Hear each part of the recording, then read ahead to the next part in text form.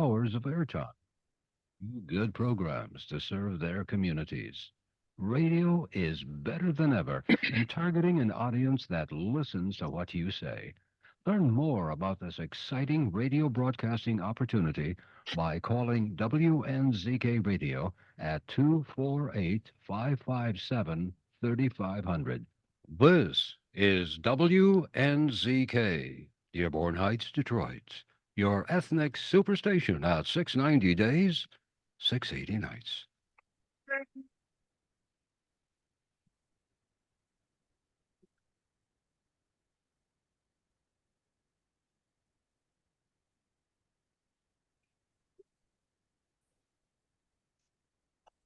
أهلا بكل الذين ينضموا للاستماع إلى راديو بلدي أول راديو عربي أمريكي ويعنى بقضايا العرب في المهجر.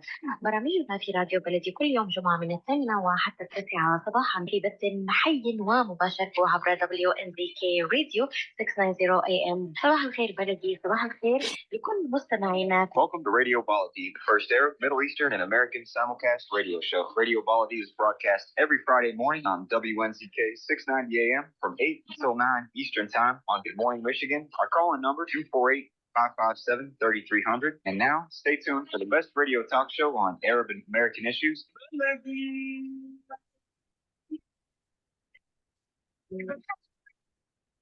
And good morning, everyone. It's Friday, April 12, 2024, and I'm Ray Hanania here at Radio Baladi on WNZK AM 690 radio, broadcasting out of Dearborn and online across the country and the world. I'm here on the second Friday of every month during my off-season from Arab News Radio, which should begin on the 6-month season, August 1st. We're going to delay it because we want to overlap the presidential elections and watch those elections go down. What a pathetic choice. Joe Biden or Donald Trump? Oh my God, I'm going nuts. The lesser of two evils. That's a terrible political system we have in the United States. We always have to pick the lesser of two evils. Wouldn't it be nice if we had a good candidate we could vote for a change? Someone who cares about what's going on in this country. I don't know. And worse is the bias and politically driven mainstream American news media. They're just horrible. We don't have an independent news media in America. A lot of it's anti-Arab, a lot of it's racist. And by the way, if Chaldeans think that they're exempt from this racism, they need to give that a second thought, because the media and most Americans can't tell the difference between Arabs and Chaldeans. They treat Chaldeans just like they treat Arabs and Muslims, so they need to get their act together too. I have two great guests that are joining us this morning.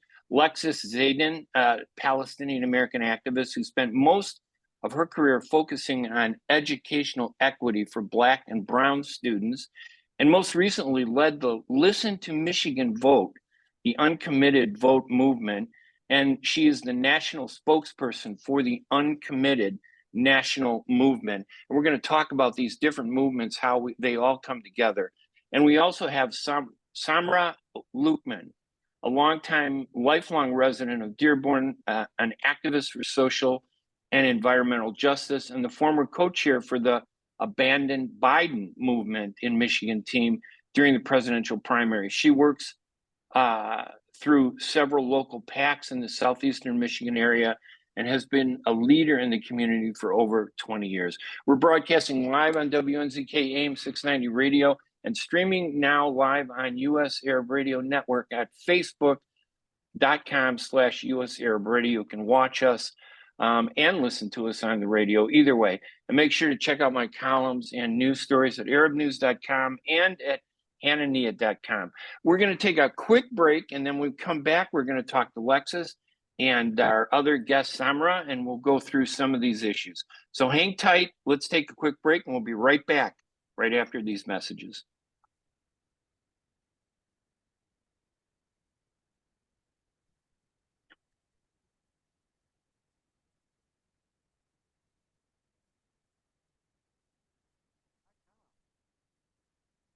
ArabNews.com, bringing you breaking news from across the Middle East and the latest on Arabs in America. Get inside the latest headlines with expert analysis and insights at ArabNews.com. Join over 5 million Facebook fans and over 10 million monthly readers. ArabNews.com, news that matters to you. Good morning. Ziad brand. Quality products from our family to yours. Ziad Brothers Importing offers the finest quality products, including brands like Sultan, Kraft, Nestle, Hook, Rico Picon, Donna, and many more. Ask your retailer to carry these fine products because you deserve the very best. For more information, visit our website at www.ziad.com. That's www.ziad.com. Ziad, quality products from our family to yours. At Top Rehab Physical Therapy Clinic in Dearborn, we provide effective physical therapy sessions in order to limit pain and discomfort. Top Rehab provides physical therapy care for any diagnosis prescribed by a physician, and we regularly see and treat conditions such as stroke, TMJ, fibromyalgia, sciatica, joint pain, and more. We use a variety of pain management methods, including modalities, soft tissue mobilization, and therapeutic exercise. If you're in need of physical rehabilitation or physical therapy, get the highest quality health care at Top Rehab. Most insurance is accepted, and we're open Monday, Wednesday, and Friday 8 to 6, Tuesday and Thursday 8 to 5, and Saturday 10 till 2. Call for an appointment today at 313-846-0555. That's 313-846-0555. Choose Top Rehab Physical Therapy Clinic on Michigan Avenue in Dearborn. Life's too short to be in pain. And welcome back to Radio Baladi. I want to welcome my two guests. Lexis, thank you so much for joining us. I really appreciate it. It's 5 a.m. where I'm at, out on the Pacific Coast doing some business, so it's killing me. We also have Sam Samra'a Luqman. Sam, how are you? Can you hear us, Sam? Doing well. Great. Good morning. Thank you, guys. And Lexis, how's it? You can hear us okay? Everything is good? Everything's great. Yes, thank you for having me. So let me just start out with the structure of all this. You guys, first of all, you guys did a great job. When I have covered politics 45 years, I've gone through every one of these states where all of your groups have worked and tried to get the message across, and it's been very effective. The only problem we've had has been the media trying to downplay it to make it sound like it doesn't exist, not acknowledging it. Even some of the election boards not, acknowledging the numbers, trying to brush it aside. Lexis, let me just start with you. Give us an overview of your movement, and is it coordinated with Abandon Biden? Yours is the Uncommitted National Movement, correct? Tell us a little bit about that, and how does it dovetail with Abandon Biden, and then we'll talk with Sam. Yeah, thank you. Well, first, thank you for having me, and good morning. 5 a.m. is a little hard. It's 8 a.m. Yeah. here. I'm a little tired. But excited to just share a little bit about the backstory to Uncommitted. We'll share that it's actually not, it does not dovetail off of the Abandon Biden. Those are two very separate movements.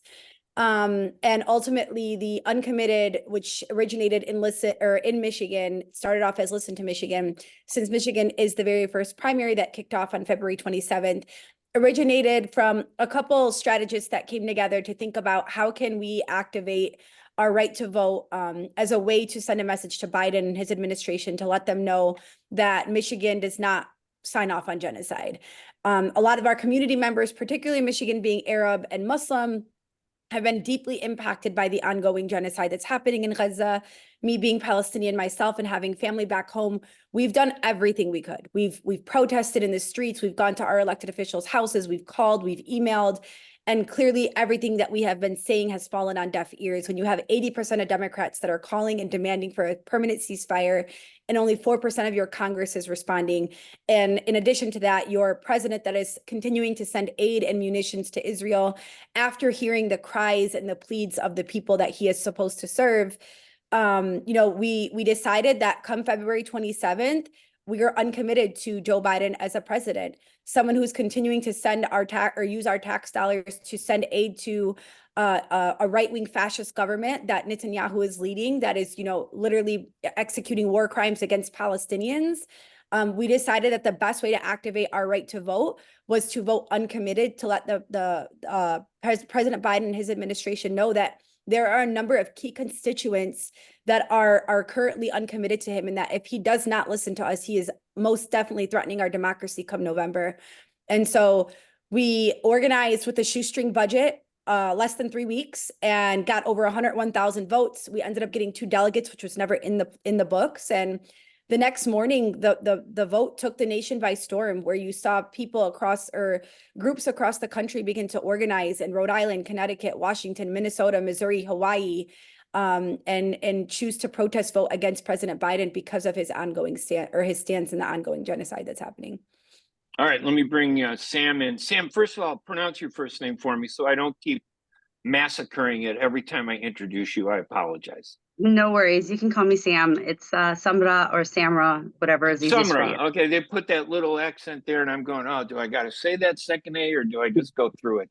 That's me being raised American, English. My parents didn't want me to speak Arabic, which is why I became a journalist instead of a doctor, which I sometimes regret.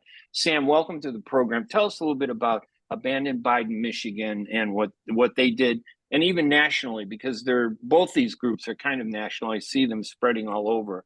But tell us about yours. Yeah, so Abandon Biden was actually formed by a group of leaders coming out of Minnesota. And essentially what they did back in October is they said that there was going to be a red line, an ultimatum given to the president by October 31st. If he did not call for a ceasefire by then they would make a movement essentially to abandon him in November and, cost him the election. The movement really was born out of the massacre of the numbers of children and civilians that we saw early on, reaching, I think at that time it was still under 10,000 or in the 10,000 range. And for us, that was already enough of a red line to have crossed. And we saw Joe Biden supporting this genocide, enabling and committing the genocide with Israel, even at that time before the additional statements had been made, before he had sent additional arms. And so this is kind of, it was already a red line for us at that time. By October 31st, obviously, he did not call for a ceasefire, and the movement proceeded to spread from Minnesota all the way to all of the swing states, essentially creating a swing state strategy where we would ensure that he would lose the election. The campaign is very focused on inclusion and incorporating all people, from Arabs, Muslims, progressives, conservatives, anybody that would agree with us on the basic foundations of humanity, that this is a genocide and that it should be. People should be held accountable for it. For Abandon Biden, the elections are consequential, right? And elections are also a means of holding people accountable. And so the movement is not just focused on, Biden not receiving our vote, but ensuring that he loses the upcoming or forthcoming election. And so that's where the movement was kind of born. I joined early on in late October. And then worked through the primaries to ensure voters would turn out the vote and then would vote for anything except Biden at this point. So I know in Minnesota, about 20% of the voters, or 45,000, voted uncommitted. I think those are the numbers. And that's just amazing, both in Michigan and Minnesota, the way it turned out. Is there I know that this was done so quickly. I mean, there's no way anybody can criticize all that you guys have done. It's amazing the way you guys have all come together, the way for the first time in many years, you see the Arab and Muslim community galvanizing for one goal and agenda. And I know how our people are very emotional. We get emotional, we do everything. Then the emotion level goes down, and then we kind of move on, and then we have our heflas, we have our foods, and you wonder, are we even there? I want to ask both of you guys, do you think this is going to sustain itself through the November presidential election, now that the primary elections are over? And I know Biden is doing, he's just terrible what he's done, but he recognizes the impact that you guys both have had, the movements that you guys have been with, and he's been trying to undercut that. What do you think is going to happen, Lexis? In November, can this movement sustain itself? Even let's say if the violence and Israel's carnage finally stops and they start bringing in aid and they start making things look good, is that going to change the attitude going into November 5th? Yeah, I mean, I think it depends on how you choose to look at it. You know, there's long-term strategy here, and then there's short-sighted vision as well.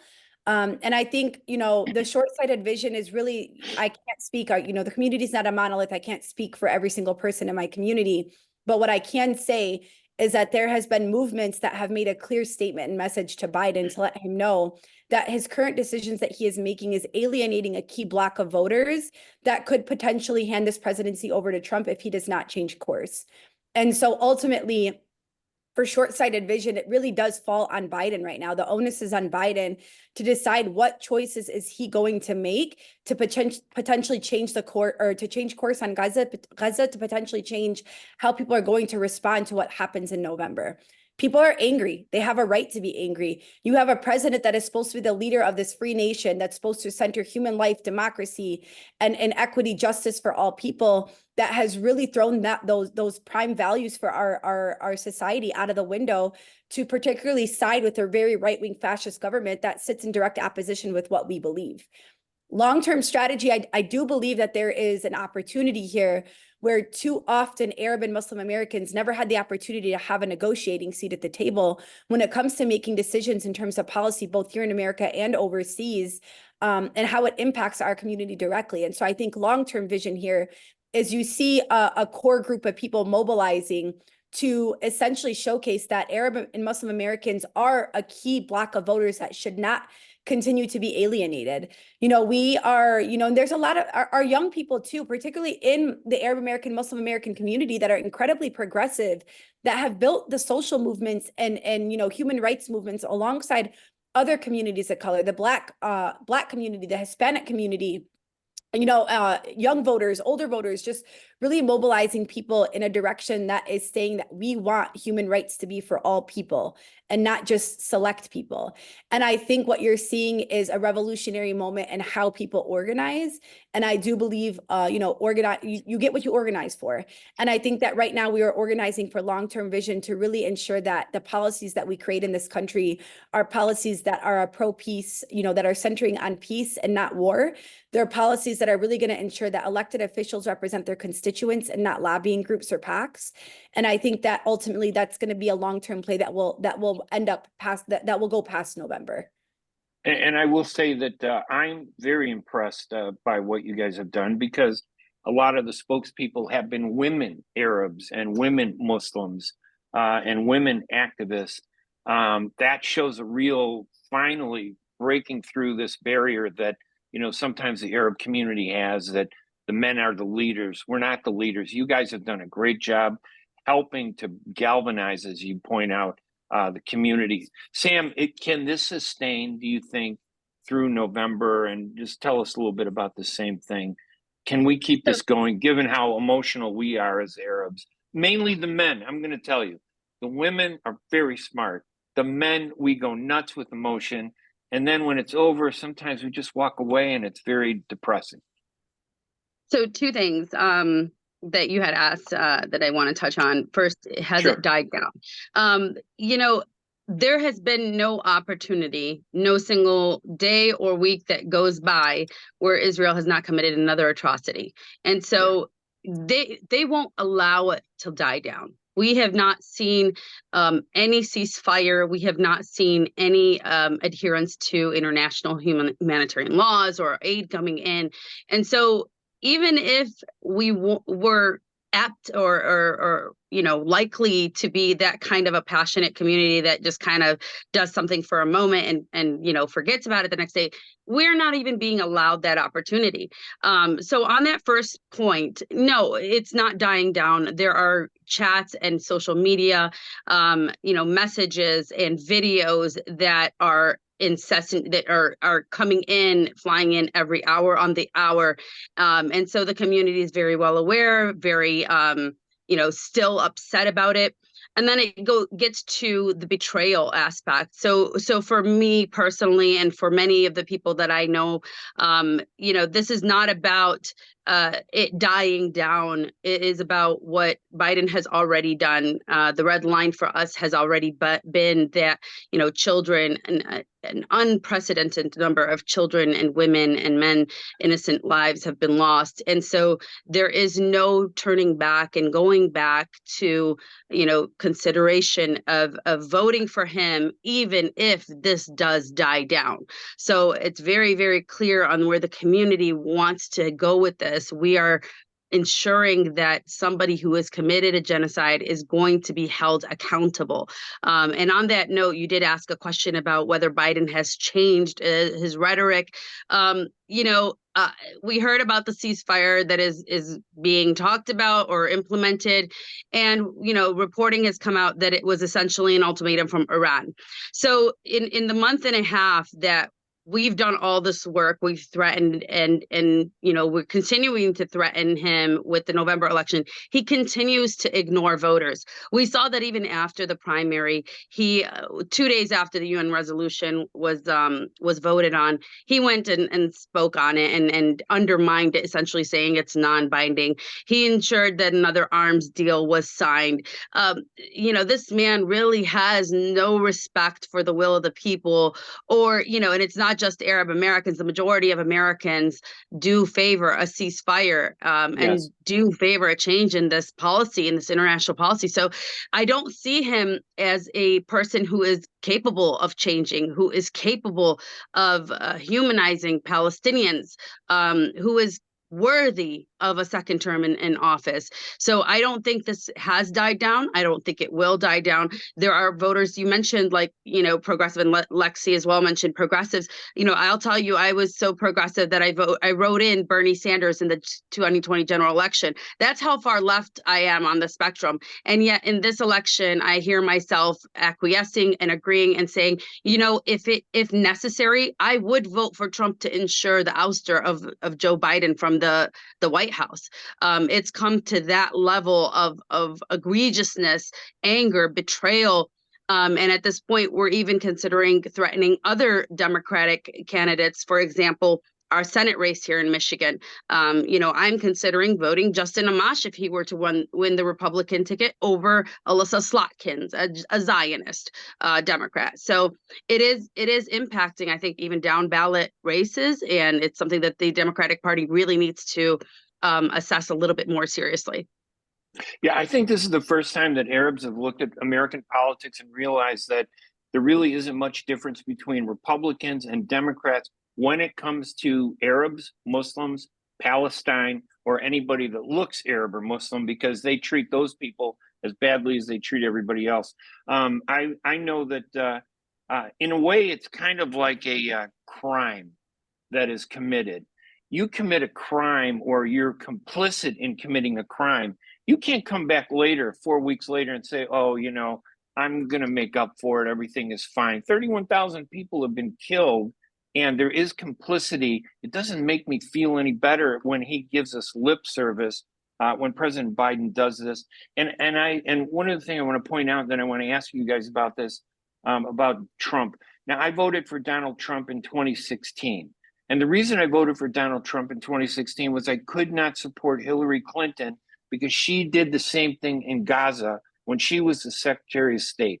She would not allow a ceasefire during that one war when she was Secretary of State, believing that that would force Hamas to break up and fall apart. And it ended up killing some 2,900 Palestinians. That doesn't even come close to 31,000, but I couldn't support her because of that.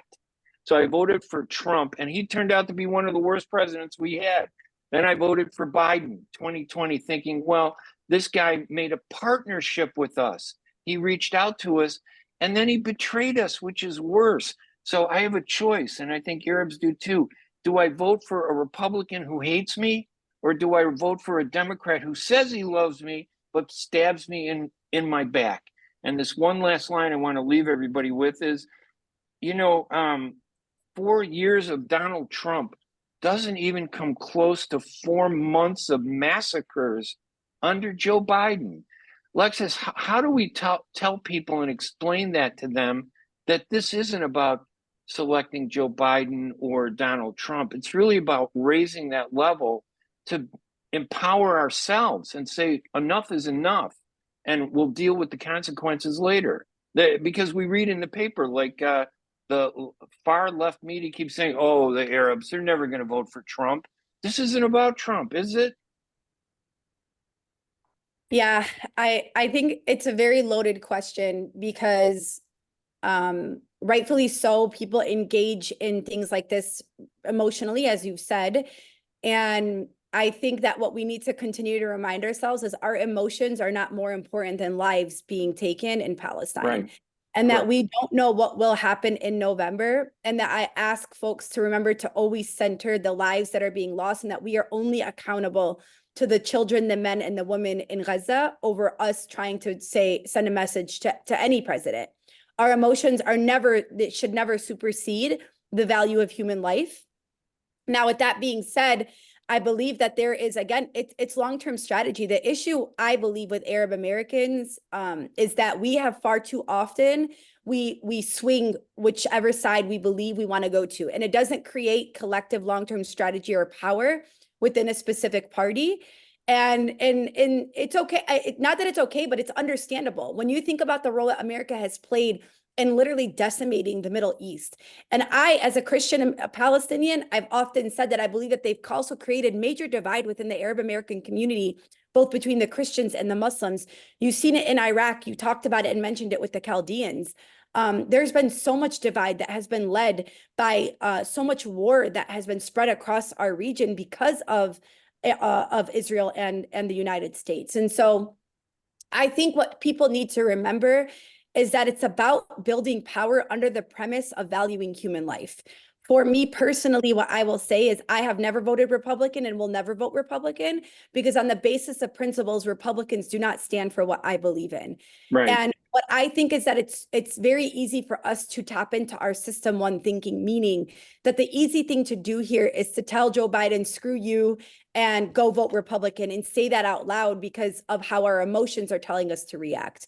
What I think we have here is a prime opportunity to ensure that we are remaining accountable to the people in Palestine by demanding Joe Biden call for a permanent ceasefire, and to mobilize people behind a progressive stance that no longer will it be that Arab Americans have to sacrifice for the rest of this world. No longer will it be that particularly everybody is progressive until it comes for Palestine. We are advocating for policy where when you talk about human rights, it is synonymous with talking about Palestinian people being able to experience the right to self-determination and freedom. When you talk about human rights, it is synonymous with the people of the Congo and Sudan and Tigray and Syria and every other place that has been victims to U.S. funded wars that no longer is happening. And so I think that people need to separate this idea of using emotions to drive their decisions in November to say either screw you to Biden or I'm afraid to vote for Trump, and really think about the long-term strategy and how we mobilize right now. What matters is what is happening right now, and how can we mobilize together to build collective power, to let people know that when it comes to election season, you cannot dismiss the voice of Arab and Muslim Americans, particularly Right. because of our ability to build progressive power, not just within our own community, but alongside other communities as well. Yeah, I agree with that. I think that this is a long-term strategy. It's not just about November 5th. It's not just about, oh, we're going to help, quote unquote, Trump get back into office. That still continues the problem. So we're going to continue this. In other words, November 6th, you guys aren't just going to fold up and leave. Samra'a, how do you feel about all this that we've been talking about too? I want to get your opinion in there also. Sure. So I haven't officially come out one way or another on who I'm endorsing. I'm leaning towards any option that will remove Biden from office. And I want to make it clear, I mean, this is not an emotional stance. This is a very well thought out stance in terms of, you know, like I said, elections have consequences, but at the same time, so do actions. And so elections are about holding political leaders accountable for. You had mentioned. There you go. Yeah, you're back. Go ahead. You had mentioned early on that, you know, there was a lesser of two evils argument, and I reject that. I mean, there has been no greater evil than the commission of a genocide. And so if I am to weigh both of my options at this time, provided there are no other options, then, you know, the lesser of two evils really is a Muslim ban as opposed to a Muslim genocide. Those are you know, that's the reality of what we have. Now, I'm not going to dismiss the fact that there are independent and third-party candidates. Those are options that are still on the table for me personally and for many others. However, I did reconcile with the thought of, you know, if I had been the last person on earth standing and the election was a two-way tie between Trump and Biden, what would I do? Would I sit it out? Would I vote for a third party and just kind of leave it as a toss-up? Or would I actually ensure Biden's ouster? And I did reconcile with you know, plugging my nose and having to vote for somebody that I don't agree with fundamentally, philosophically, you know, as a woman in any way, shape, or form. I vehemently abhor the person that Trump is, the things that he says. However, I will say that I abhor genocide even more than that, and I will do whatever is needed to ensure that Biden is removed from office. So, you know, you do have a lot of people who are, and understandably so, who are, you know, kind of debating still the same thing. Like, I took a lot of time to think of it. I've never had to sit down and think about a presidential election for hours at a time the way I have with this one. And I completely understand the frustrations that a lot of other progressives are having in terms of saying, you know, coming out and saying, you know, would I ever consider voting for Trump? Well, you know, this progressive is, and it's not a passionate one. It's just one morally that I've taken to decide on how I want to hold a political leader accountable. So, and I think basically, and I agree with what both of you have been saying. On November 6th, if Biden is out and Trump is in, that doesn't mean I'm going to like Trump. That doesn't mean I'm going to support Trump. I'm going to now move my feelings towards confronting Trump. And to be honest with you, with him facing 91 indictments, I'm not sure even if he wins, he's going to be in office very long. So a long-term strategy says, get Biden out of the way, stop the killing, and then let's deal with the politics afterwards, because I can deal with a nutty, crazy president who's so dysfunctional that the whole country falls apart. But it's not just Trump. And it's not just Biden. There are people like Fetterman, Marco Rubio. These people have said ugly, anti-Arab, embracing of carnage and massacre. We're going to take our second break. And when we come back, we're going to talk with our two great guests who are helping us understand these very important issues as we head toward the presidential election November 5th. Lexis Zeidan, Palestinian American activist with the Uncommitted National Movement, and Samra'a Luqman, who is a lifelong resident of Dearborn and activist for social change with the Abandon Biden Michigan movement. I'm Ray Hanania. We're going to take a quick break. When we come back, we'll continue this conversation with Lexis and Samra'a. We'll be right back right after these messages.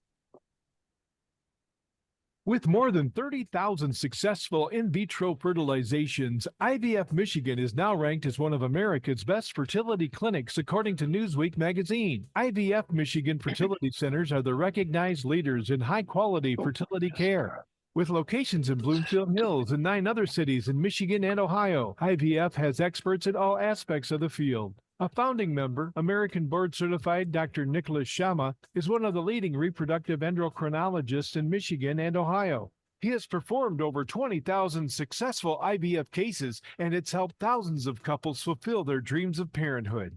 When it's time to get personalized care from Dr. Nicholas Shama at one of America's best fertility clinics, call IVF Michigan Fertility Centers in Michigan and Ohio toll-free at 855-952-9600. 855-952-9600.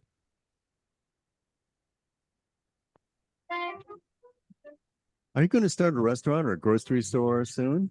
Do you need floor plans and designs? Call Najee Abood at 734-744-9796. Do you want to buy kitchen and restaurant equipment at discount prices? Call Najee Abood now, 734-744-9796. New Concept Products and Design, the trademark of kitchen equipment. 5% discount on all purchases of $75,000 or more. New Concept Products and Design, new location, 31185 Schoolcraft in Livonia. Learn more at www.newconceptproducts.com. Call Najee Abood 734-744-9796. Get ready for an amazing experience at Ishtar Restaurant on 15 Mile Road in Sterling Heights. Enjoy excellent hospitality from owners Ali Al-Baghdadi and Fatty Bonham, serving the best in Mediterranean food. Try Chef Ali Al-Baghdadi's famous shawarma, the best Iraqi grills and food, and the best Arabic and international dishes. Dine in our authentic atmosphere or take out. Call 586-698-2585 or check us out on Facebook. Ishtar Restaurant practices all CDC guidelines and is open every day, 11 a.m. to 10 p.m. Have an amazing experience today at Ishtar Restaurant, 3625 15 Mile Road, Sterling Heights. And welcome back to Radio Baladi. I'm Ray Hanania. I want to also thank our producers, Ayman, Mike, and of course, Layla, who really put this media radio station together to give the Arab American community a voice. It's not the only voice, but it sure is a powerful base that gives us an opportunity to talk with two great guests with me. Lexis Zeidan, a Palestinian American activist with the Uncommitted National Movement, and Samra'a Luqman, who is with Abandon Biden, Michigan. This has really been an amazing thing. I've covered politics since the 70s as a reporter and a journalist. This is the first time I've really seen Arab Americans on a national level really working together, a little in different ways. But in your opinions, and let me start with Sam this time, has it brought our community together, do you think? Is that even a goal at this point? I mean, I know we're focused on Biden, but isn't there a second silver lining that, this movement to continue beyond November 5th, we got to somehow sustain it, and that means bringing our community together. Do you see that happening? So yes, in a sense. I want to say that, we are not a monolith. So if the expectation is that by bringing the community together, we are all going to vote in one way, that's not going to happen, obviously. And I think that's just it's a little bit racist for the media to continue to kind of generalize and paint us with that broad brush that we're all going to do one thing and one thing and the other. Right. The only thing that we're really united to get in, and we have become united in, which is absolutely, historically, I've never seen this in my entire lifetime, that we've come out, Arabs and Muslims, non-Arab Muslims, non-Muslim Arabs, we've all come out and unified under the umbrella of opposing this genocide and opposing this administration. And that, to me, is already a success story. The way that we've come together to abandon Biden in the primaries, to continue to call for a ceasefire, continue to call for the abandoning of Biden, provided he doesn't change his stances, or even if he does change his stances, we are already united. And so that in and of itself, you look at the numbers that came out of Michigan, that came out of all of these primaries, Arabs have really, really come out and just made a statement. I'll give you an example. Like my two precincts, they're almost 100% Arab and Muslim American, specifically of the Yemeni origin. But in 2020, 90% of them voted for Biden in the general election. And when we look at the primaries that occurred just now, out of over 400 votes, Biden only received 5, which is under 2%. It's really, it's a true testament to how poorly he is performing. Now, I could say to you, if we look at like micro the details of those votes, some of them were Republican, some of them were uncommitted, some of them were what have you. It explains that we are not a monolith, but we are speaking in unison that we are abandoning Biden and we are unhappy with this genocide. And so again, that is the silver lining to me. I mean, we could look at it in the future, what will happen, how, we might disagree on what this means for our community. There might be several PACs that come up and form because of this, or super PACs that form because of this.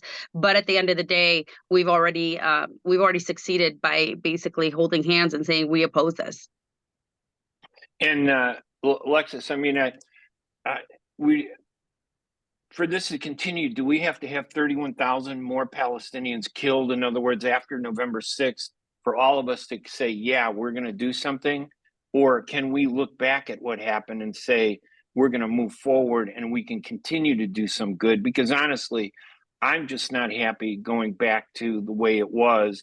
Even if Biden said, okay, we're going to change things, that's not good enough for me. It has to start from square one, that they have to do the right thing from the beginning, not later because they're worried about their own politics. Has this brought our community together, do you think, Lexis? Yeah, so I would say want to acknowledge this idea that the community is not a monolith. And when you look at the short-sighted version or vision of what's about to happen, the community has different pathways of how they want to express their anger and frustration.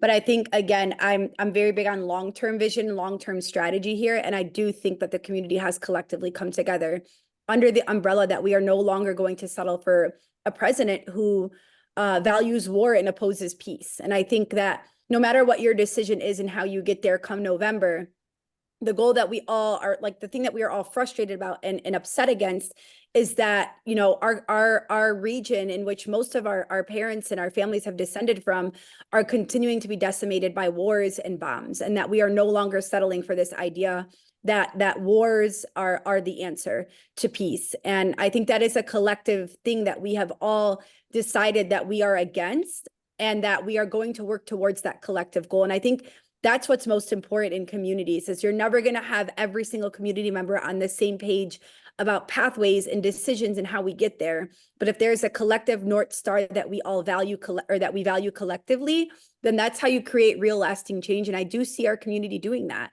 Our community is a community that is, again, opposing war, opposing bombs, opposing or elected officials that are choosing to, you know, be more of interest to the lobbying groups and PACs that are funding their campaigns, particularly AIPAC. There's constant conversation around wanting to unravel AIPAC at its core because of the role that it has played in this bipartisan, you know, pitches that they constantly give to both the Republicans and Democrats. When you talk about Palestine and you have Republicans and Democrats that disagree on every single thing except for Palestine, it is the one topic that they can all collectively agree on. And it's because of the role that AIPAC plays in funding these elected officials to essentially say, like, we are here to strengthen the relationship between the US and Israel. Sure, but you can't do that at the expense of Palestine anymore. And that is a collective goal that everybody is working towards. So I do think our community is, you know, coming together collectively. I think the other piece to acknowledge here is that in revolutionary moments, things are moving so rapidly and things are changing so swiftly that we're not going to really see the long-term impact of what we're doing. Yes, we're seeing short-term change. There's narrative shifts from Nancy Pelosi, you know, demanding that they halt arms to Israel, to Kamala Harris and Selma talking about an immediate ceasefire, you know, even though she had said for 6 weeks, to aid being dropped in Gaza, to a port potentially being built, to Biden being on the phone with Netanyahu demanding a ceasefire after the World Central Aid kitchen workers were murdered. I mean, these are all shifts that are happening. Again, not shifts that we want to see completely, but it's shifts that we are seeing happening. And to say that it's not because of the collective pressure that we are putting, no matter what people's decisions are, that would be a really short-sighted thing for Biden and his strategists to say. And if there's any strategists on his team that are saying that he should not be concerned, they should be fired immediately. And so I think it's twofold, right? It's you know, short-sighted. We are on different pages, but long-term, it's building collective power to oppose war and to ensure that we are valuing peace. So we shouldn't lose sight of the fact that the way this whole thing is described in the media and by politicians, it started October 7th. No, it didn't start October 7th.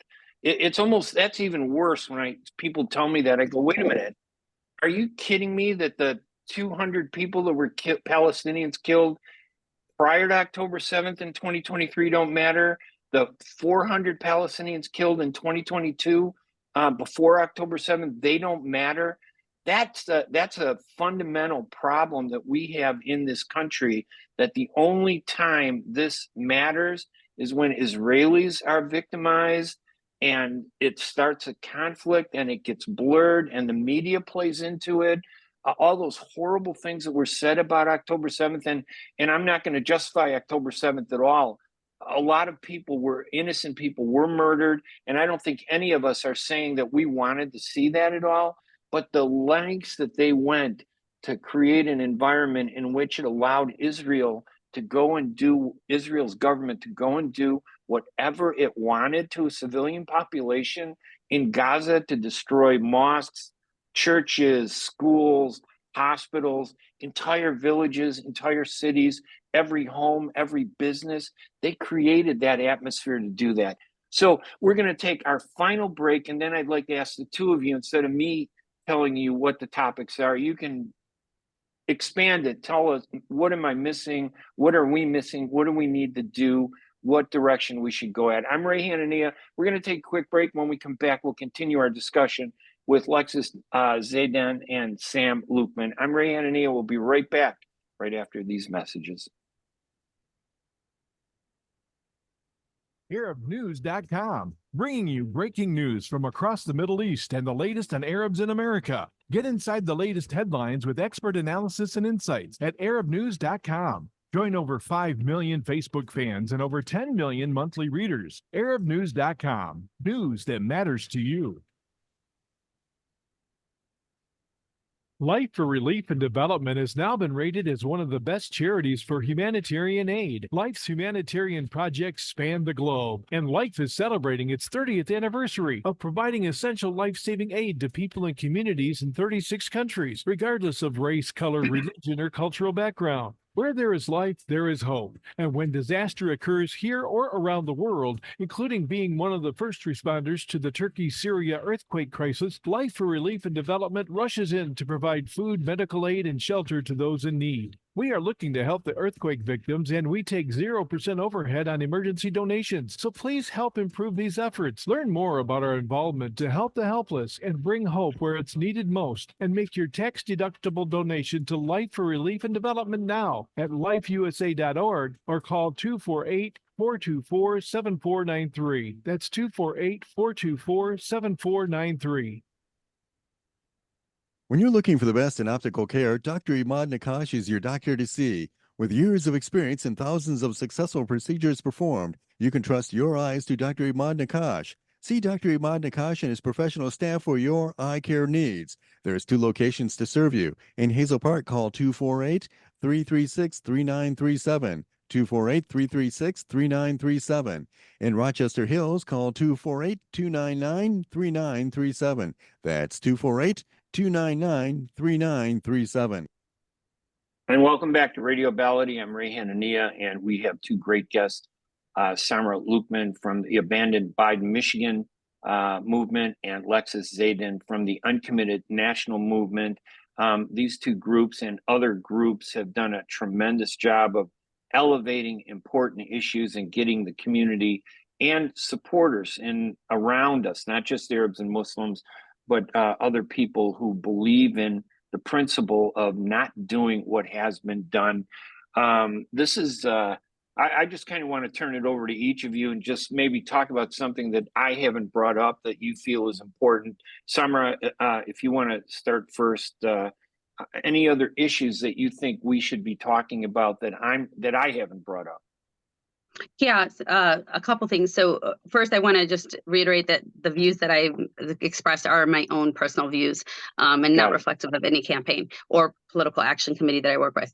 And second, there is an issue in terms of political engagement. We've seen a lot of our community members turn out for protests, turn out for boycotts, things like that. But we haven't seen a lot of them.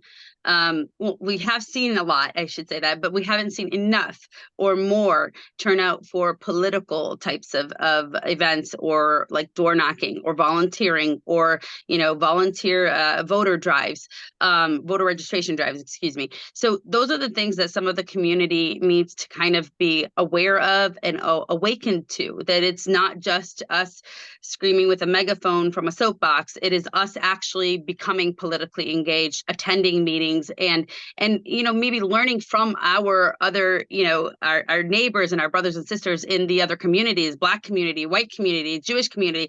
We can learn from each other in that respect in our political infancy that we're in right now, and kind of develop our political maturity for the future. That would be the first thing that I would say, that people, the Arab community really needs to be awakened politically.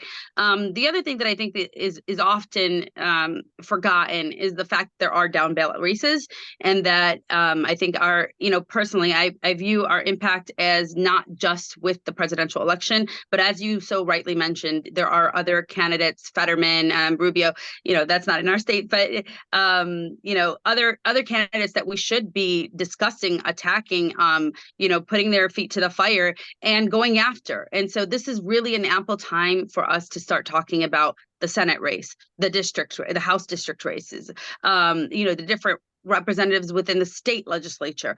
All of these people are now also at risk and should be talked about. I mean, we should be talking about Shri Tanadar and Haley Stevens and Alyssa Slack. We should be talking about all of these people. It is not just Biden might lose or win.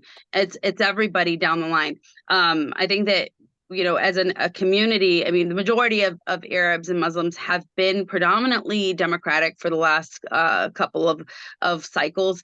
And I think that one of the biggest things that we've seen, even larger than what happened with, the backlash from 9/11 is this really sense of betrayal from the Democratic Party. And, I know the pendulum swings left and right into extremisms, but we always do find our happy medium. And I'm very, very I'm very enthused at our level of activism, but I'm also very confident that our community will find its niche in the political spectrum. And thank you for having me. Oh, you're welcome. Lexis?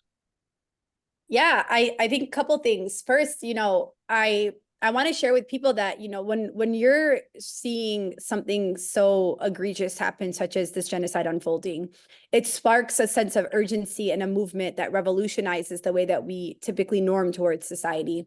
And I think that's all about political, it's all about how activism happens in waves. I always say there's 3 waves to activism.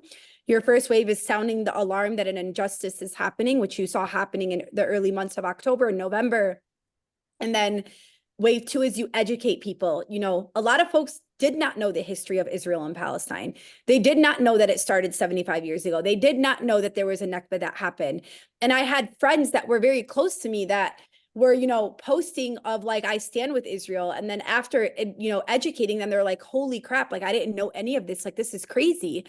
And so educating people is so, so important. And while it's exhausting, I just urge folks that are very well versed on what's happening to not turn that ear off, and that you have to remain open to educating folks. And then I think your third wave is activating your political power. How can you take this collective power and create long lasting change? And I think this is the exact moment that we're in. I want to say with the uncommitted, the whole vote uncommitted, that strategy was not a strategy to tell people how to vote in terms of the general election. It's not a strategy to endorse Biden. It will not be endorsing Biden. It's not a strategy that opposes Trump either. It's a strategy that brings people under the same umbrella to let our administration know, we're thinking long-term here with the Democratic Party specifically, because at the end of the day, if Biden gets reelected and then resigns and finishes in 2028, he has reached the peak of his political career, and it's on the Democratic Party to clean up the mess that he's created. And so what we are trying to do is we are trying to get the Democratic Party to see that you are alienating a key base of constituents that you are going to need if you want to win an election, and that you have to start shifting policy right now to be able to create policies, again, here in America and overseas, that are going to adhere to and heed the demands of what the people are saying right now. So I think that's just a really important, go ahead. No, go ahead. I didn't mean to interrupt you. No, just that's just a really important thing to keep top of mind. And then want to agree with Samra'a that down ballot strategy or down ballot races right now are incredibly important, especially to protect the squad. You have AIPAC that's investing so much money to go against so many of our key squad members, particularly, you have Summer Lee, Jamal Bowman, Corey Bush especially, who actually will be here in Michigan in a couple weeks, or actually next weekend, to do a fundraiser to raise money to ensure that we do not have any of these pro-ceasefire, anti-war candidates that are going to be ousted by AIPAC. And so would just really advise folks that are across the country that one, we have to ensure that these people that are already in Congress stay in Congress, that are pro ceasefire, anti-war folks. And so if you're able to donate, I would encourage you to go to their web pages and donate. And if you have folks that live in these areas with these elected officials, to ensure that you go out, you canvass, and you support and you vote for them. And then think about other candidates that are currently not on the ballot that are pro ceasefire, and how can we mobilize to ensure that they get elected as well. I've had reporters from the Washington Post, the New York Times, CNN, they all call me and go, Ray, you've been in journalism 45 years. Are you telling me you are going to undermine Biden and put Donald Trump back into office? And every response has always been the same. You guys don't understand what's going on from our perspective. And maybe you should stop being, not you, but these journalists, stop being political, stop being political activists, and start doing your jobs reporting on the story, because they are trying to, describe us. They're trying to frame us. They're trying to explain us in a way that gets us to change our minds, but they're missing us. And I think the two of you have done a great job. I'm just really proud to see the two of you really, in a very clear voice, explain what it is that we're doing. And if the media isn't listening, that's their problem. It's not about Trump. I don't care about Trump. I really care about 31,000 people that have been murdered. And I don't want to see it continue. I care about, and I think you guys do too, a United Nations, U.S. veto of a resolution to stop killing. How does somebody vote against that? Half the Chicago City Council, these were people that were Democrats who I thought were great people, voted against the ceasefire and said, and I asked them, I said, you're voting against stopping killing? How do you do that? I can't support them anymore. So I think that there is an important change taking place here. Yeah, one thing I want to share that it's a really important data point is, in some of the data that we pulled with the uncommitted votes, we actually were able to turn out 42%, like 42% of our voters were non-likely or unlikely voters for this election. Wow. And what I think is really important to name here is, part of insulating and protecting our community, and I've heard this often, even from reporters, is, the Arab American, Muslim American community is handing this presidency over to Trump. And it for me, it's a full stop there, because I am not running for president. And since when is it ever to be that the voters are the ones that get a president elected? Why are we not having a conversation where presidents have to come to the stage and inspire folks to come vote for them? And so this idea that we are going to get Trump elected is it baffles me. And I think it's really important to continue the narrative that actually the media and the administration and Biden are the ones that are going to hand this over to Trump, because we've made it very clear that we want to keep a Democrat in office. We've made it clear that we want them to hear us. And what they're doing is they're continuing to make decisions that are going to value and side with the side of a right-wing fascist government. And if they expect people are not going to get angry and revolt against that, then they are in a different world. And so I wholeheartedly agree with you. And I think that what we've done actually with our movements is we've mobilized voters to engage in the democratic process of voting in ways in which they actually they created a disillusionment for these voters. They alienated these voters. They betrayed these voters. And so if anything, they should be thanking us for how we've been able to get voters to engage in going to the presidential primaries and actually telling Biden, we are upset with you. Even for ceasefire resolutions, I led and supported the one that happened here in Detroit. And we made it clear, you don't support a pro-life stance, we will not support it's over. Election. Ever.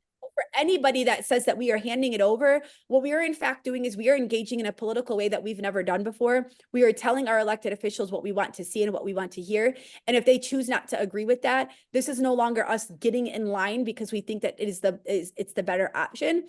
It's us saying that you have to listen to us or we're not going to vote for you. And we only got a couple minutes left. And I wanted to ask both of you, and I'll ask Sam. There's been talk about, I know the Democrats have a convention, the Republicans have a convention. There's been talk that sometime in the end of summer, there might be a get together.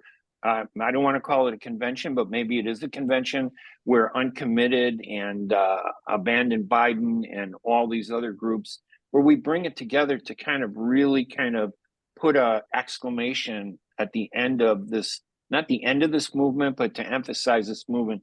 Sam, do you see any movement towards bringing everybody together, like in one way to get this? And again, you're speaking for yourself, but do you think that is going to happen, and should it happen? It could very potentially well happen. I mean, we don't know what's going to happen from now until August or November. I mean, Trump could be arrested by then, or Biden could die, or, I don't know. We'd be fortunate with either of those situations, but it's a possibility. And, we may see a ticket that is very appealing. Like, for example, if Jill Stein and West were to get together, maybe that would be more appealing for most of our Democratic voters. But I don't know that it would happen, not necessarily, only because I don't know where our community is going. Are we still going to move towards the right? Are we going to stay centered? Are we going to, find that ideal candidate that can, espouse our values as well as, defend, protect against genocide? But I'm not sure about that. All right. Last thing, Sam, tell me how people can find you. Do you have a website? Lexis, the same thing. If they want to get some more information on both of you, and because you guys are brilliant, and I appreciate you coming on by. Real quick, Sam, and then Lexis. Sure. My email is Samra'a Luqman, SAMRAALUQMAN @gmail.com. My phone number is also public information. All right, Lexis. Oh, no website, but you can find me on Instagram, Lexis, Lexis, Dina, Dena, Zeidan, Zeidan. All right, we're at the end of our show. I want to thank everybody. I want to thank Mike and Aman and Layla, Lexis and Sam. Phenomenal. Gives me a lot of confidence we're doing the right thing. You guys have been great. I'm Ray Hanania. We'll talk to you later. Again, go to hanania.com for more information. Have a great week, everybody. Bye-bye. Bye. WNZK has available a few good hours of airtime for a few